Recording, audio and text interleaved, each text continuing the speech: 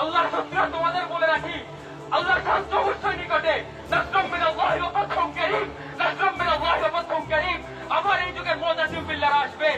রাবণের নির্যাতিত বোনের ওয়া মুতাসিমা ডাকছেন, আবার বলবে লাব্বাইক ইয়া উখতি, লাব্বাইক ইয়া উখতি। আমি অচিরেই তোমার কাছে এমন সেনা নিয়ে আসছি যে সেনার প্রথম অংশ তোমার কাছে পৌঁছাবে, শেষ অংশ এখন বাগদাদে থেকে যাবে।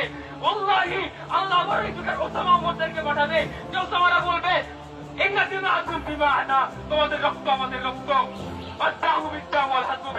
অবশ্যই রক্তের বদলে রক্ত, ধ্বংসের বদলে ধ্বংস।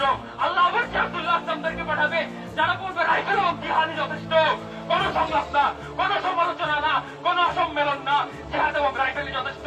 আল্লাহ আবার উমরদেরকে পাঠাবে, যে উমররা বলবে আমেরিকার হাতে হয়তো সকল ভয় থাকতে পারে, সময় আমাদের থাকবে ইনশাআল্লাহ।